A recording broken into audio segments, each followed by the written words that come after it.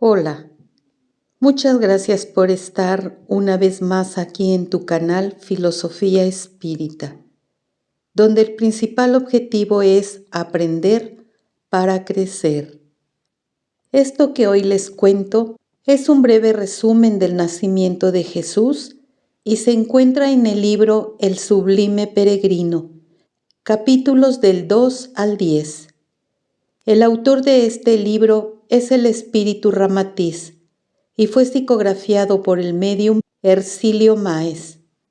Y si quieres saber más sobre este tema, te recomiendo los libros María de Nazaret, del espíritu Miramés, psicografiado por el médium Joao Núñez Maya, y el libro A Camino da Luz, del espíritu Emanuel, psicografiado por el maravilloso Chico Javier.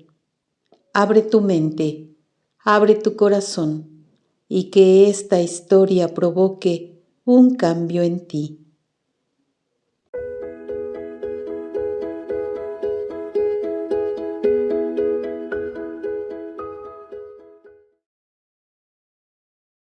La tradición bíblica creó toda una fantasía en torno al nacimiento de Jesús, pero afortunadamente en este caso, como en todo lo que sucede y ha sucedido siempre en el planeta, todo está plasmado en el éter, inalterable, como si estuviera sucediendo en este mismo instante. Y es así como desde el otro lado de la vida, el espíritu Ramatiz, a través de la psicografía del médium Hercilio Máez, nos trae hermosa información para conocer un poco sobre cómo sucedieron las cosas en ese momento tan importante para la humanidad, que fue el nacimiento de Jesús, el ser de la más elevada jerarquía sideral que ha venido a la tierra. Estos pasajes de la vida de Jesús pueden revivirse recurriendo a los archivos o registros etéricos, fruto de vibraciones u ondas de luz en el éter o akasha. El éter posee la prodigiosa capacidad de registrar y archivar todos los acontecimientos desarrollados bajo la luz del sol en la tierra y en el vasto infinito. La manifestación de Jesús en la tierra se efectuó de acuerdo a un plan minuciosamente previsto por ingenieros siderales. 1000 años de la tierra fueron necesarios para preparar su descenso. Él no podía reajustarse fácilmente a la genética humana, por eso necesitaba de un plazo bastante prolongado para poder alcanzar la materia en su forma más grosera. Tuvo que someterse a un proceso de reducción vibratoria periespiritual para reajustarse al metabolismo biológico del que sería su cuerpo carnal. María es un espíritu muy evolucionado. Fue elegida por los mentores y por Jesús para ser su madre. Ella proviene del sistema binario de Sirius, donde Jesús es también gobernador de uno de sus planetas. Junto con María, también reencarnaron en la tierra, y cada uno a su debido tiempo, los espíritus José, Simeón, Ana, Isabel, Zacarías, Juan el Bautista, etc., que como ya mencioné, fue toda una planeación para este importante acontecimiento. En el plano espiritual, decidieron que María naciera en Palestina, donde muchos seres espirituales ya la estaban esperando para ayudarla en esta importante misión.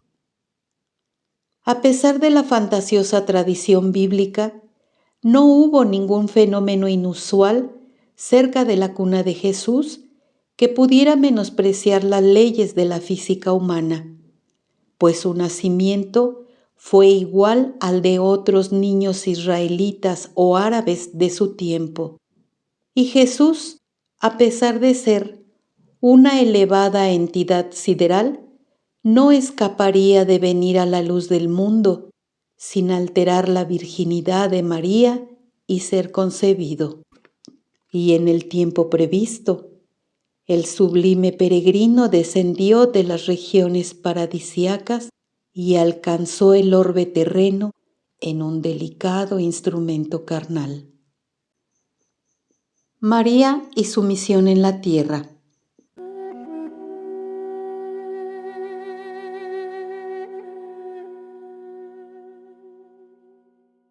María tenía 15 años de edad cuando sus padres Joaquín y Ana fallecieron con unos meses de diferencia entre sí. Entonces fue recogida por Simón y Eleazar, parientes de su padre, quienes la encaminaron hacia el grupo de las vírgenes de Sión, en el templo de Jerusalén. Permaneció allí cerca de 2 años, donde se dedicaba a trabajos como la confección de túnicas de seda para las jóvenes, mantos para los sacerdotes, adornos y pequeños tapetes para las ceremonias religiosas. Además, tocaba la cítara y cantaba los salmos de David, formando coro con las demás jóvenes. Era una joven de rarísima belleza y avanzada sensibilidad psíquica para esa época. Espíritu dócil, toda ternura y benevolencia, fortaleció su juventud en el ambiente monástico del templo. No era rebelde ni tenía problemas emotivos, apresurando así aún más su mediumnidad. Desde pequeña tenía visiones espirituales, reconociendo a viejos parientes desencarnados y más tarde a sus propios padres que se le aparecían en forma sorprendente. En sueños le decían que sería la reina del mundo, la mediadora consagrada para un elevado ángel en misión junto a los hombres terrícolas. En su conciencia física, María desconocía que ella también era una entidad de condición angélica. Cuando identificaba por su videncia a una bellísima persona, suponía que se trataba del ángel de la guarda, porque se asemejaba fisonómicamente a las viejas oleografías de los ángeles de la tradición hebraica. No conseguía explicar a satisfacción a sus familiares y amigos los fenómenos que le sucedían, pero afirmaba siempre que su ángel de la guarda no solo la visitaba en sueños, sino en estado de vigilia, dándole consejos y orientaciones para el futuro. Cuando José, viudo, padre de 5 hijos y mucho más viejo que ella, la pidió para esposa, lo aceptó inmediatamente sin reflexionar, explicando que hacía mucho tiempo su ángel tutelar le había aconsejado que se casara con él. Es obvio que se trataba de visiones reales, conforme a la fenomenología espírita, y que hoy se explica satisfactoriamente por medio de las facultades mediúmnicas. Aunque María ignoraba a qué extraños caminos el destino la llevaría, las entidades que la asistían le aconsejaron aceptar al viudo José como esposo y compañero, pues había sido escogido en el espacio para la elevada misión de ser el padre del Mesías en la tierra. Lo alto escogió a María para esa misión porque se trataba de un espíritu humilde, tierno y resignado, que no interferiría en la misión de Jesús. Ella sería la madre ideal, amorosa y paciente, sin las exigencias despóticas o caprichos personales, pues manifestaba sus pensamientos con espontaneidad. Además, antes de encarnar en la tierra, se decidió que la infancia de Jesús sería orientada desde el mundo invisible por sus ángeles tutelares. Aunque Jesús era un espíritu emancipado e impermeable a cualquier sugestión ajena que fuera capaz de desviarlo de su compromiso mesiánico, es lógico que podría ser afectado en su infancia por la influencia materna si ella hubiera sido de carácter viril, dominante, egocéntrica y que causaría serios perjuicios a su obra. Muchos escritores, científicos, dirigentes religiosos, poetas, pintores, músicos o filósofos célebres fueron bastante influenciados en sus vidas por el dominio tiránico de sus progenitores, quienes perjudicaron en cierta forma las cualidades extraordinarias de sus hijos. Jesús tenía que desempeñar un trabajo específico y de interés común para toda la humanidad. Su tiempo era precioso y no podía desperdiciarse en cultivar cualidades artísticas o en abstracciones filosóficas del mundo profano. Su obra se vería perjudicada si sus padres intentaban imponerle directrices profesionales que alteraran los objetivos fundamentales de su misión. Jesús necesitaba crecer completamente libre y desenvolver fuerzas espirituales en forma espontánea para poder estructurar su ideal mesiánico, sin deformación alguna, desvíos posibles o acechado por los caprichos del mundo. Era un espíritu de graduación angélica, distinto a sus contemporáneos. Su autoridad espiritual le daba derecho para observar a la propia familia siempre que intentasen apartarlo de su ruta mesiánica. He ahí el motivo por el cual desde lo alto se prefirió el espíritu dócil y pasivo de María para la misión sublime de ser la madre del Mesías, a fin de protegerlo en su infancia y no perturbarle en tan importante misión. María era todo corazón y poco intelecto, un ser amoroso cuyo sentimiento seguirá desenvolviendo hasta alcanzar la plenitud angélica. Sin embargo, todavía necesitará encarnaciones futuras para liberar al alma definitivamente del ciclo de las encarnaciones humanas. Al participar en el programa mesiánico de Jesús, también resolvió amparar bajo su amor maternal a otras almas que habían contraído compromisos en el pasado. Era muy joven y recién casada, y sin embargo, no se negó a criar a los 5 hijos del primer matrimonio de José, viudo de Débora, y que tuvo a su cuidado, puesto que eran menores.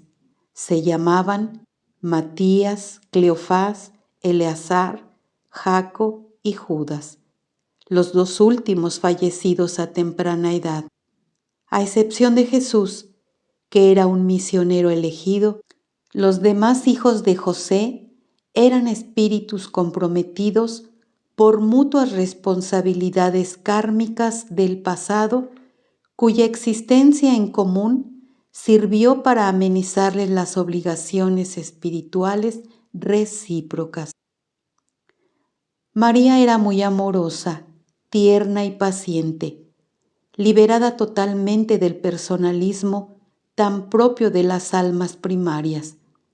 Poseía virtudes excelsas, oriundas de su elevado grado espiritual. Cumplía sus deberes domésticos y se dedicaba heroicamente a la crianza de la numerosa prole. Era muy admirada en Nazaret por sus hermosos bordados, costuras, tejidos de tapetes de lana y cuerdas, cuyo oficio aprendió durante su estadía entre las vírgenes de Sión, en el templo de Jerusalén. Ella aprovechaba todos los momentos disponibles para contribuir con sus prendas y confecciones en el mantenimiento de la familia, que era bastante precario en base al trabajo modesto de José en el taller de carpintería. Era una mujer modesta y amorosa, un ángel exiliado en la tierra, muy dedicada al prójimo, como la fuente de agua que se renueva constantemente a medida que la usan, o como la rosa que esparce incondicionalmente su perfume. El ángel le anuncia a María su maternidad.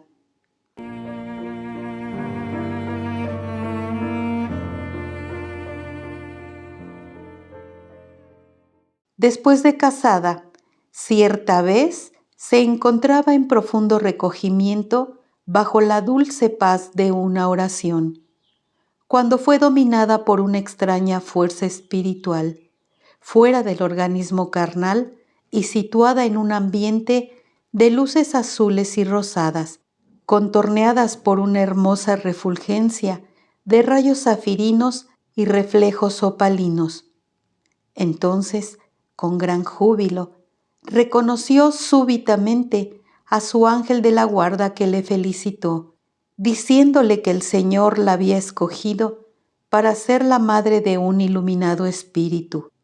Él había aceptado su sacrificio para redimir los pecados de los hombres.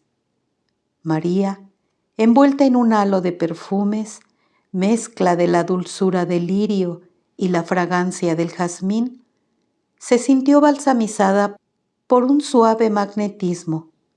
Su guía le señaló a alguien que estaba a su lado. Le dijo que se trataba del espíritu de su hijo. Ella vibró de júbilo y quiso postrarse de rodillas cuando percibió a la sublime entidad rodeada por un halo de luz esmeraldina, cuya aura, mezcla de colores rosados y zafirinos, le sonreía dulcemente.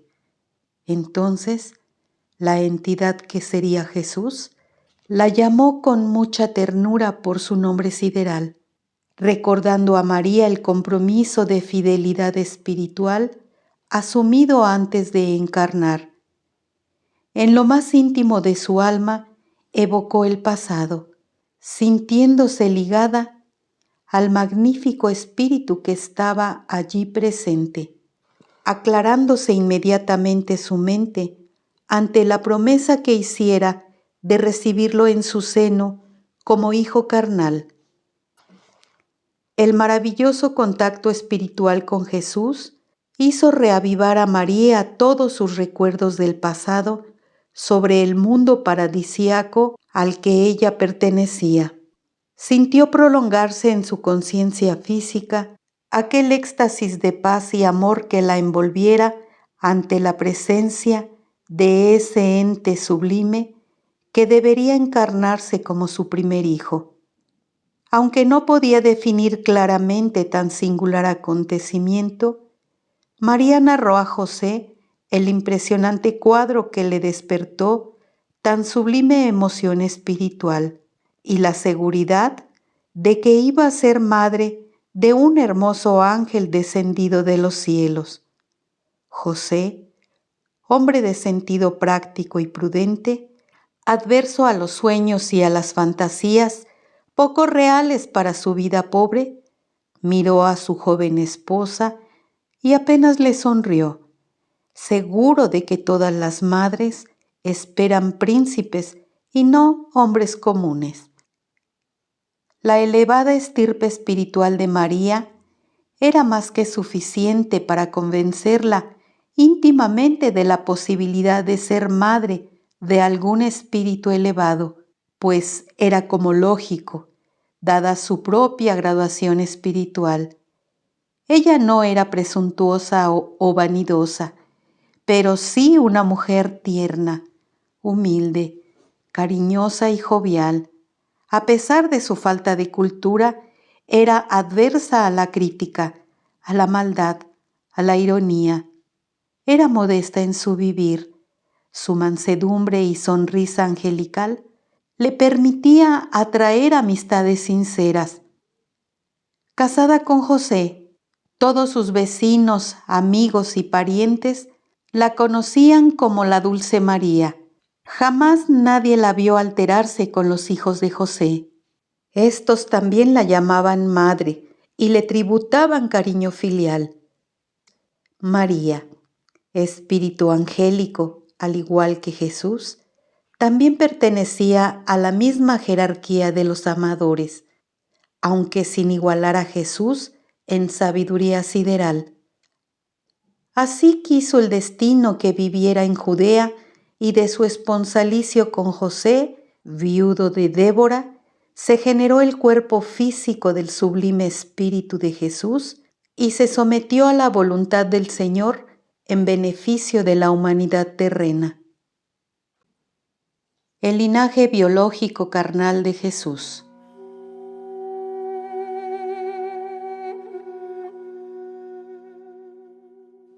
En base al avanzado metabolismo espiritual de Jesús, y por ser un misionero, necesitaría de un organismo de buen linaje biológico carnal, proveniente de ancestros celosos de su especie. Ese organismo carnal, además de poseer todas las aptitudes, debería tener un cerebro físico que fuera capaz de resistir, sin desintegrarse, el fabuloso potencial del Espíritu de Jesús hasta completar el plazo cronometrado por lo alto. Su sensibilidad inigualable y la capacidad de visión panorámica sobre la vida cósmica lo hacían merecedor de un equipo carnal de muy avanzada genealogía entre las mejores estirpes humanas de la tierra. Hacía muchos siglos que los psicólogos siderales investigaban los linajes y las generaciones judaicas, a fin de garantizar el éxito del Mesías en la tierra, para proporcionarle un instrumento carnal a la altura de su merecimiento y naturaleza de su misión. En consecuencia, fueron seleccionadas diversas familias hebreas y estudiados detenidamente los diversos aspectos de sus generaciones. De ahí resultó que la descendencia de Gilel y la de David presentaban los genes más saludables y de mejor vitalidad.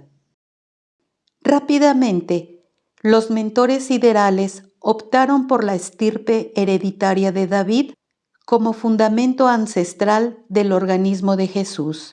Aunque David también había sido un terrible devastador de pueblos y desencarnó seriamente comprometido en espíritu, lo cierto es que sus descendientes, por orgullo de raza o por inspiración superior, hacía muchos siglos vivían preservando su linaje carnal.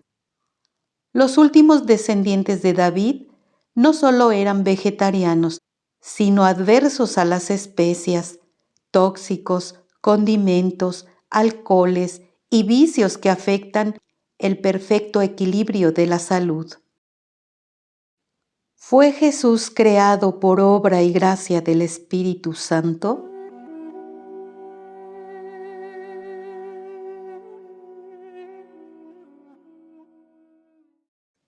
La Iglesia Católica creó toda una historia en lo referente a la gestación de Jesús, ya que el acto sexual se ha considerado como sucio y pecaminoso, y dada la naturaleza excepcional del Espíritu de Jesús, no se podía aceptar que Él hubiese llegado a la tierra a través de ese proceso tan inferior como el mecanismo sexual.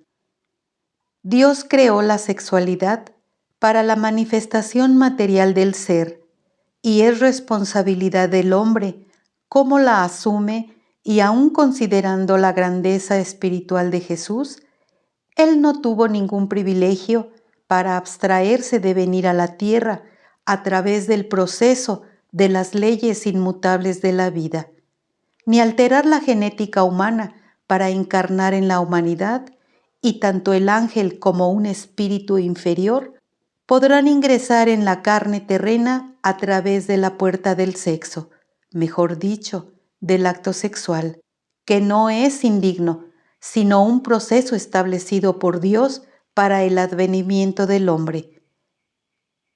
Mientras el espíritu primitivo se encarna instintivamente, arrastrado hacia el vientre materno, Jesús, debido a su naturaleza excepcional, necesitó 1 milenio del calendario humano para su descenso espiritual y poder alcanzar el claustro materno. Fue inmenso e inimaginable su sacrificio para alcanzar la materia. María durante el embarazo.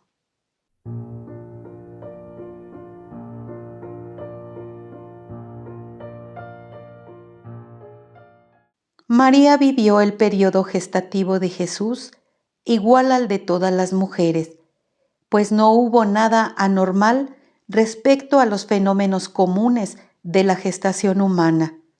Además, comparada a la mayoría de las gestantes terrícolas, donde generalmente se hallan acometidas por ciertas reacciones psíquicas un tanto agitadas, María fue una parturienta feliz, pues vivió ese periodo sumergida en un mar de sueños y emociones celestiales, provenientes del Espíritu de Jesús y por la presencia de los ángeles que lo asistían.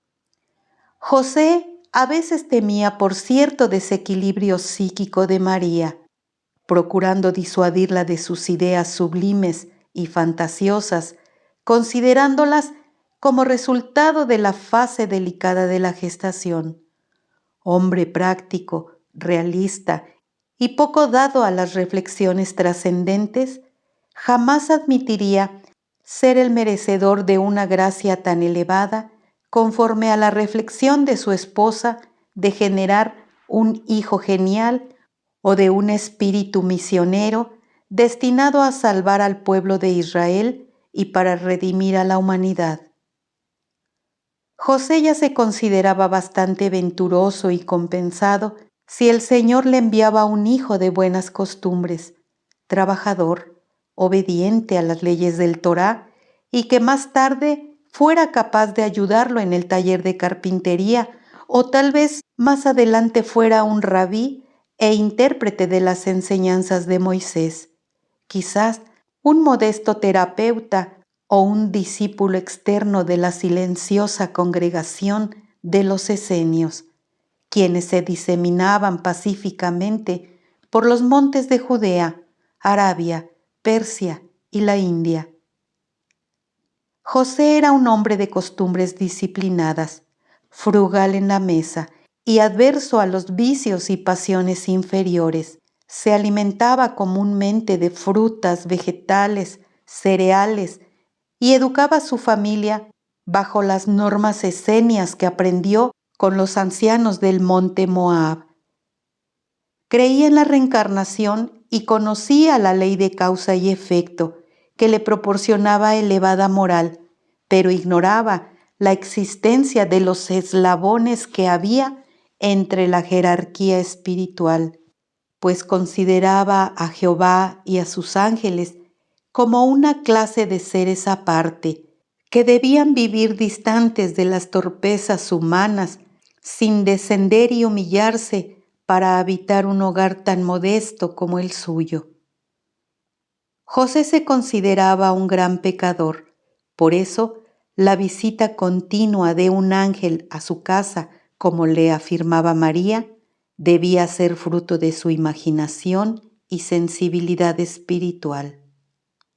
Escuchaba las extrañas revelaciones de su esposa, pero disimulaba cuanto le era posible su incredulidad cuando ella le hablaba de su ángel de la guarda resplandeciente y del destino glorioso de su hijo. Se deleitaba con la alegría de su compañera, oyéndole sus apreciaciones sublimes y que atribuía a toda madre joven, cuyo deseo era generar un hijo talentoso, destinado a las glorias del mundo.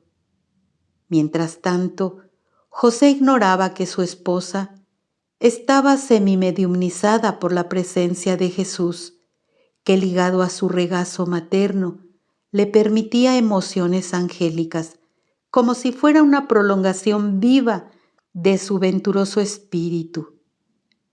Como ya se dijo, el embarazo de María fue de lo más normal. Cumplió con el ciclo fisiológico impuesto por la gestación del cuerpo de Jesús y también vivió los fenómenos característicos de ciertas parturientas, como la hipotensión, molestias respiratorias y la fatiga debida a la nutrición de otra vida en su cuerpo. Hasta los gustos excéntricos manifestados por las gestantes también los experimentó María algunas veces. La presencia sublime de Jesús sensibilizó de tal manera su sistema endocrino que María llegó a sentir profunda repugnancia por cualquier alimento carnívoro y sus derivados. El paladar era muy sensible y prefería los alimentos delicados, como los panecillos de centeno untados con mermelada de higos, jugos de frutas y en especial de cerezas, coincidiendo en todo, pues el Maestro también los iba a solicitar en su vida terrena. Sus amigas y vecinas se esmeraban por atenderla en sus preferencias nutritivas, tratando de conseguir hasta las frutas fuera de tiempo. El nacimiento de Jesús.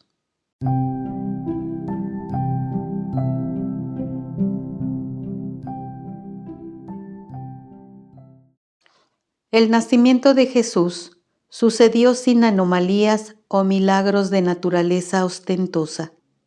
Todo ocurrió en un ambiente de pobreza franciscana, tal como era el hogar de Sara, vieja tía de María, hacia donde José llevó a su esposa a fin de ser asistida y protegida en la hora de dar a luz.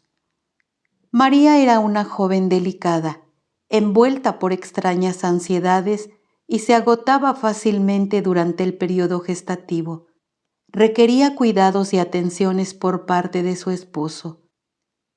La casa donde se habían hospedado era muy sencilla y se dividía en 2 aposentos.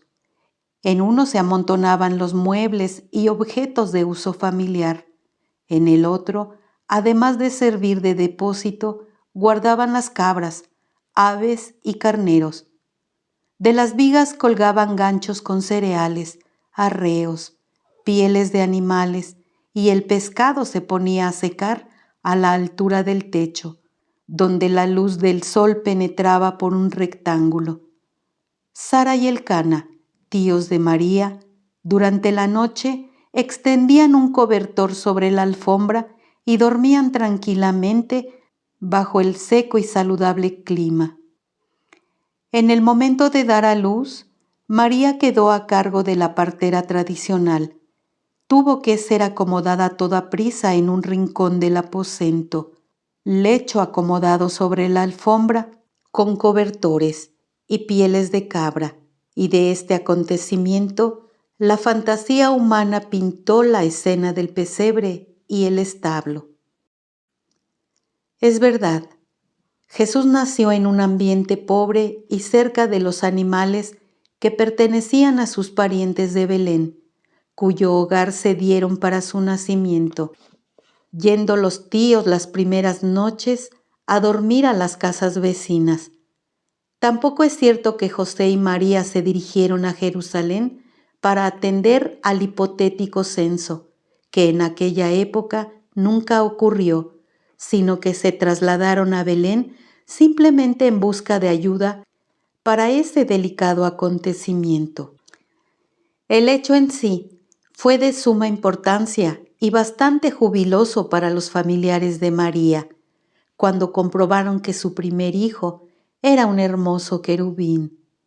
El hecho fue trascendental, porque nadie recordaba que hubiera nacido en Belén o Nazaret una criatura tan hermosa, cuya fisonomía se hallaba envuelta en extraños fulgores.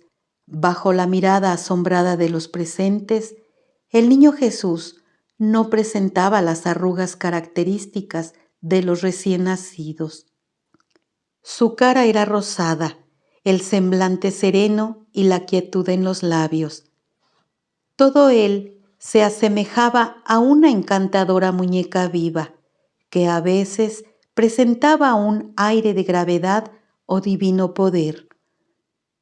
Su nacimiento fue de gran importancia en el espacio, alrededor de la tierra, donde los ángeles que lo acompañaron en el descenso vibraron de intenso júbilo por el éxito alcanzado en el mundo espiritual con el advenimiento del Mesías. Era el más esplendoroso acontecimiento verificado hasta aquella época, pues a través del sacrificio de tan elevada entidad espiritual, los seres de la oscuridad, desde ese momento, comenzarían a recibir con mayor fuerza la luz crística, la luz del Cristo planetario, el Mesías descendido de los cielos, que derramaría a través de su carne la luz del Espíritu del Señor, enseñando el camino de la liberación al viejo hombre, todavía encadenado a la fuerza de los instintos animales.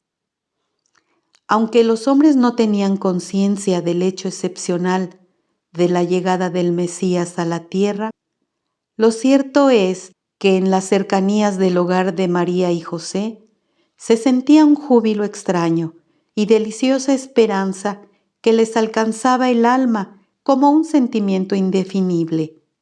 Flotaba en el aire algo de excelso y suave, fluctuaba como una ansiedad espiritual y un suave magnetismo penetraba en el espíritu de sus moradores. Desde ese día, las personas se entendían pacíficamente.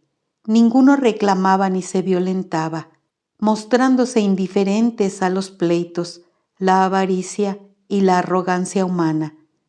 Se debilitaban los ánimos bajo esa fuerza desconocida y saludable que colocaba los intereses humanos en situación secundaria. Ese es el motivo por el cual los religiosos crearon leyendas y milagros alrededor del nacimiento del niño Jesús, asociándole las mismas fantasías atribuidas a otros instructores de la humanidad. Ninguna estrella se movió en el cielo guiando a los Reyes Magos hasta Nazaret, aunque ellos trataron de identificar el lugar donde debía encarnar el Avatar, el Ser Superior. Pero lo cierto es que algunos iniciados de Alejandría, India, Arabia y en los santuarios esenios situados en los montes Moab, en el monte Carmelo, el monte Hermón y en Judea, también comprobaron que un hecho de elevado significado espiritual estaba sucediendo en la superficie de la tierra, hecho profetizado por Isaías y Micheas, que previeron la venida del Mesías en el Viejo Testamento. Melchor, Gaspar y Baltasar eran viejos magos y experimentados astrólogos, y por la disposición extraordinaria de los astros en el signo de Piscis y su profunda sensibilidad mediúmnica, comprobaron que la conjugación de Saturno, Marte y Júpiter marcaba una fecha sideral de suma importancia para las actividades espirituales. Consultaron cartas astrológicas y las posiciones de los astros, confirmando que se había iniciado la era de la transformación moral y espiritual de la humanidad. Era el indicio perfecto del clima vibratorio favorable a los acontecimientos espirituales, pues el magnetismo suave e inspirativo del signo de Piscis balsamizaba el campo astrológico sobre Judea, y la presencia simbólica de la estrella presagiada hacía milenios, como señal inequívoca del advenimiento del Mesías, dieron a los tradicionales magos la certeza del nacimiento de una elevada entidad espiritual. La naturaleza sublime de Jesús y sus huestes amigas irradiaban luz angélica sobre la atmósfera terrena, alcanzando los corazones de los hombres y mujeres sensibles, despertándoles un sentimiento de confraternización y convergencia mental hacia los ideales superiores. Esa influencia sublime alcanzó a los hombres de buenos sentimientos y actuó por la vía espiritual. Consumado el nacimiento del niño Jesús en el plano físico, los maestros y los ángeles auxiliares espirituales del Señor se regocijaban felices, aunque agotados por la inconcebible tarea de ajustar el poderoso espíritu de Jesús en el cuerpo vibrátil del pequeño colibrí humano que sorprendía a las personas pacíficas y conmovía a las más endurecidas. Enseguida, todos ellos elevaron sus cánticos al magnánimo autor de la vida y le rindieron gracias por el suceso alcanzado, pues había encarnado sin defectos o lesiones orgánicas, superando los objetivos malignos de la dirección de las tinieblas. Sin embargo, la delicadeza orgánica del niño Jesús desde ese momento pasó a exigir una rigurosa vigilancia y protección desde lo alto, pues los espíritus de las tinieblas continuaban insistiendo para poder aplastar su cuerpo carnal. Para lograr su fin, habían movilizado los recursos más astutos y ofensivos, puesto que el advenimiento del Maestro terminaría sustrayéndoles a innumerables criaturas, pues el Evangelio que pregonaría tenía fuerza y liberaría a muchas almas que se encontraban esclavizadas en el astral inferior. Ante la dulce presencia del niño Jesús.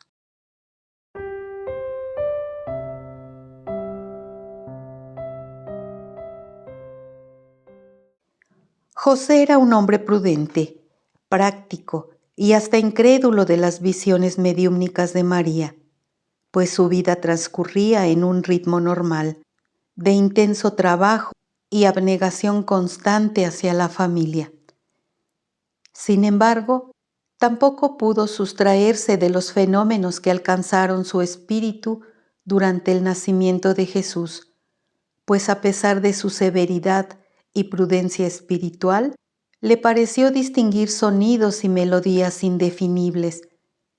Temeroso de caer en el ridículo ante los demás al no poder describir esos fenómenos, prefirió callar ante esa extraña sensación que consideró como una alucinación. María, su esposa, adormecía en un trance feliz, viviendo a plenitud esas venturosas ocurrencias, pues José solo aceptó la aparición de su hijo excelso cuando lo encontró tranquilo y acostado a su lado en la sencilla cuna de paja. Algunos rabíes, puros de corazón, más tarde confirmaron que habían presentido ondas de luz y un olor a perfume durante el oficio en la sinagoga, presumiblemente en los momentos en que Jesús nació, mientras que los pastores y campesinos simples y buenos juraron que habían visto sobre la casa de Sara súbitas refulgencias que parecían centelleos a la luz del sol, surgiendo detrás de las nubes.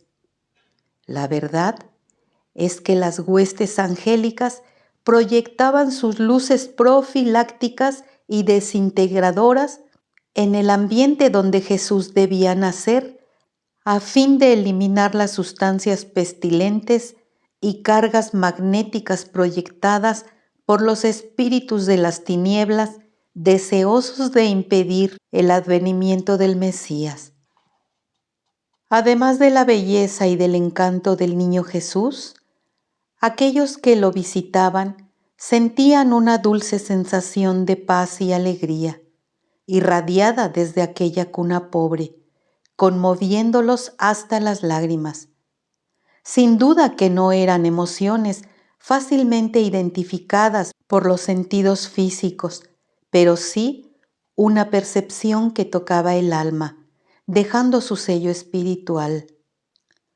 Las personas ingenuas, simples y bondadosas, corazones hambrientos de amor y llenos de fe, sintieron nítidamente la presencia real del Mesías, pero como el cerebro físico no tiene capacidad para atender el plano físico y el espiritual simultáneamente, sucedió que quienes vivieron esos insólitos fenómenos terminaron por olvidarlo en la rutina ordinaria de la vida humana.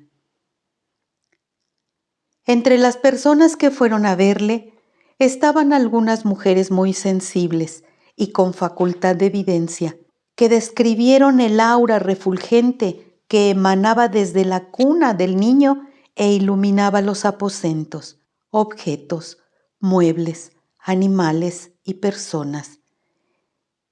Esas refulgencias eran de color rosa con reflejos dorados, centelleando sobre un lila muy claro. Entonces se arrodillaban enternecidas, besando las manos del querubín y lo miraban encantadas, como si hubiera llegado un príncipe de un país lejano. Unas personas aseguraban que habían notado el olor a perfume sutilísimo. Otras auscultaban en el aire en busca de melodías, cánticos y oraciones conmovedoras que emocionaban hasta las lágrimas y que no podían explicar. Bajo tales circunstancias, no tardó en divulgarse por la ciudad que María, esposa de José el carpintero, había sido visitada por los dioses y dado a luz a un hermoso niño, y que parecía ser el enviado para Israel. Al transcurrir el tiempo, la propia María olvidó las divinas emociones vividas durante el nacimiento de Jesús ante la responsabilidad de una vida activa junto a la numerosa familia. Así, todo volvió a la normalidad en la tierra y fueron olvidados los pasajes de aquellos días.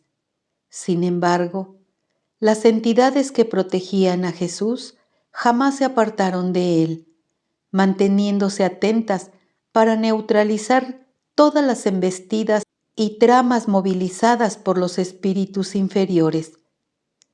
La familia se mostraba feliz y tranquila, y José se maravillaba ante la figura tan encantadora de Jesús, su primer hijo con María. El niño se acomodaba en un humilde lecho de paja y algodón, pero hasta los animales parecían sorprendidos, pues lo espiaban entre las rendijas de las paredes divisorias del aposento. Ante la noticia de que el hijo de María y José poseía una belleza inusual, sin los trazos comunes de los recién nacidos, el hogar de Sara era una romería. Además, siguiendo la tradición de los hebreos, los vecinos de Belén, la parentela de Nazaret y las amigas de María en Jerusalén, le enviaban presentes al niño Jesús y felicitaban a la venturosa madre. Algunas personas llegaban solo para conocer al niño angélico, otras traían presentes y solidaridad al agraciado y feliz matrimonio por el advenimiento de un nuevo ser a su hogar. Eran pastores, campesinos, amigos de José y las jóvenes del templo de Jerusalén, quienes expresaban su sincero sentir ante la hermosura del recién nacido. Algunos presentaban en señal de aprecio cabras, corderitos, aves, otros traían sacos de trigo y cereales, jarabes de frutas, panes de centeno, higos con miel y otras cosas más que utilizarían los padres. Los vendedores ambulantes, viejos abastecedores de la casa y de la carpintería de José, dejaban abrigos, sábanas, cobertores y diminutas sandalias para el hermoso niño. A pesar de la tradición bíblica fantasiosa, no se registró junto a la cuna de Jesús ningún hecho insólito que pudiese confirmar hechos contrarios a las leyes físicas, pues su nacimiento se produjo con tal naturalidad como los niños israelitas o árabes de la época. aunque en humilde cuna estuviera reposando el glorioso Mesías, Salvador de los hombres, la familia se mostraba muy feliz por el solo hecho de haber nacido un hijo en su hogar. Pero era en el espacio donde había verdadero júbilo venturoso y emociones arrebatadoras, pues los mensajeros espirituales se sentían aliviados del pesado encargo de amparar al Espíritu de Jesús hasta que naciera en la superficie del planeta sombrío que es la tierra. María desbordaba intenso amor por todo lo que la rodeaba, pues su cariño se extendía incondicionalmente a todos los seres. Se quedaba conmovida delante de las flores que pendían en ramos, formando verdaderos bordados de colores. Otras veces se le humedecía el rostro en abundantes lágrimas cuando contemplaba la figura de un ave que surcaba el azul y límpido cielo, que le parecía que iba en busca de un mundo feliz. Cuando estaba embarazada, se levantaba sorpresivamente, convencida de que estaba oyendo voces angélicas, melodías extrañas y cánticos festivos, parecidos a los salmos de David.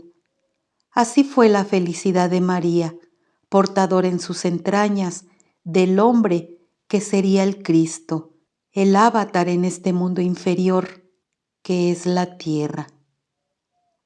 Y ahora sí, en plena conciencia y con conocimiento, que tengas una feliz Navidad con el niñito Jesús en tu corazón. Muchas gracias por tu atención. Hasta la próxima.